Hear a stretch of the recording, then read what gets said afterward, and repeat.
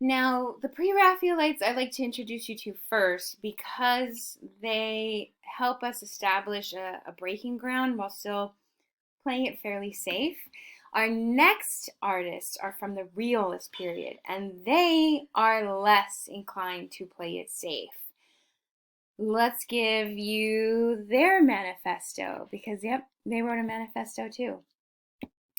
In 1855, the Realists proclaimed themselves in this, well, public declaration called a manifesto that they rejected the idealized and exotic Orientalism themes of neoclassicism and romanticism.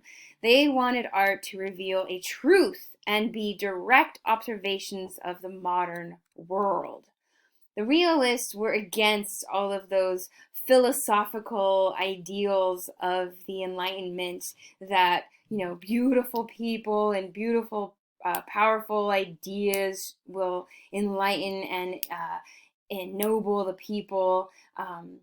It's not about exemplum virtutis. Instead, what the realists argue is that you need to see the natural world, the real and contemporary world. That's how you'll find value in yourself and value in others. This here is just to kind of highlight exactly what I was saying. Real people doing real things, realistic representations of real life. That is where they get their name, realism. Now, I hate doing it every semester in class, but it's perfect, okay? I'm just going to say it and then you can groan afterwards. Okay, my daughter's saying daddy, daddy. Okay. Okay. Okay. What I was saying is that the realists are just trying to keep it real. Get it? I'm just trying to keep it real. Oh, it's so lame. I know, the realists. Ugh. But that's exactly it. Now, part of their idea is that through these real and honest depictions, we can have a better sense of our reality and therefore be more present and be more involved instead of thinking about the past. Oh, remember the ancient Greeks? Remember the ancient Romans, how they did it? Remember their stories? Oh, the real is saying, what about our stories? What about everyday people doing everyday things? That's important too. So, there's an argument for it, I think. Here, to highlight uh, the main figure of the realist. His name, Gustave Courbet. Now, Gustave Courbet, he came from a wealthy family, and he was always artistic, but he was sent to Paris to go to law school. Nothing frivolous like art. Do something solid like law school. But he dropped out to go to art school. So, what we know from his letters back and forth to his family is that his father was extremely disappointed, but his mom would always indulge her beloved son. Uh, in fact, we have letters of him kind of being like, Mom, I need some money. And then she's like sending it back, like, shh, shh, shh. And then he would pay his rent, and then he'd pay the rent of all of his friends, and he'd be like, hey, party at my house. So he's a starving artist with his mom's bank account. Here you go. So he also argued for a sincerity to figures, and he wanted to paint figures who, well, the academies thought were unworthy, like peasantry. Unless they were there to serve and make you feel better, they don't deserve to be in a painting. He also didn't want to paint scenes from the religious world. Instead, he once said, and I love this quote from him, he said, show me an angel, and then I'll paint you one. Oh! So he's really pushing these boundaries set up by the Academy, set up by the perfection of Raphael. Yes, yes. To give you a sense of that, this is a self-portrait. I know he kind of looks like Johnny Depp or something, right? But it's called The Desperate Man. And what he's doing here is he's literally removing any kind of obstruction so that you can actually see the world. And this unflinching gaze. It might be uncomfortable, but it is necessary to see the world. Okay. I'll quickly talk about this one because it is one of his masterpieces. This is called The Stonebreakers.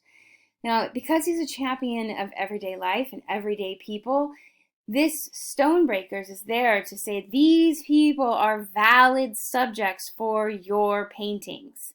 This was painted in 1849, about a year after a horrific peasant uprising in France. I say horrific because it was violently, quickly squashed by the French government and ignored by the middle class.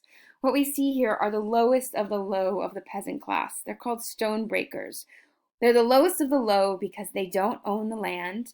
They don't work the land. All they do is make big stones into little stones. And what we see are two men, an older man and a younger man. And judging by their age and their clothing, they have their food there, their lunch. They are born poor and they stay poor. The horizon line is far above them. They are part of the land. They are dusty and brown and dingy. There is no hope for this young man to rise with education or government support to better himself and his family. He will end up like this weather-beaten, back-breaking man. You might say, Miss Cortez, we've seen peasants before, right?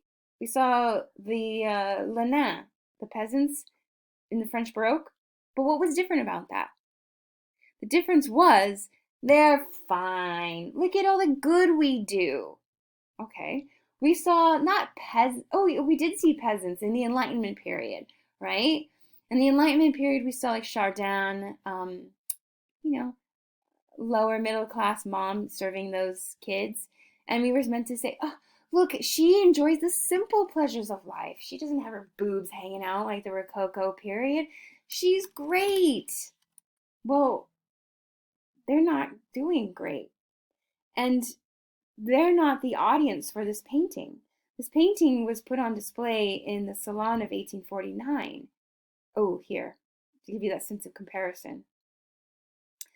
They're fine. It's okay. They're not fine. So why is Courbet painting them? It's not like they can buy this painting. It's meant for you, the people who are visiting the salon. He's saying, these are the people you've ignored. These are the people who rioted last year just to get a better life for themselves. They were arguing for fair wages. They were arguing for education. They were arguing for some kind of resources to better themselves. And you ignored them. And you let the French government squash them. You look. These are the people who make your roads. They're literally breaking the stones that make up the cobblestones on the streets that you drive. It's intense. But that's what he's doing, right? That's what Courbet was doing with this. Look. He's keeping it real. He's keeping it honest. He's not idealizing. He's not romanticizing it. He's not like even Constable, who was like, oh, simple, pleasant life. Oh, English countryside. No, he's like, this sucks. And we need to fix this. Okay.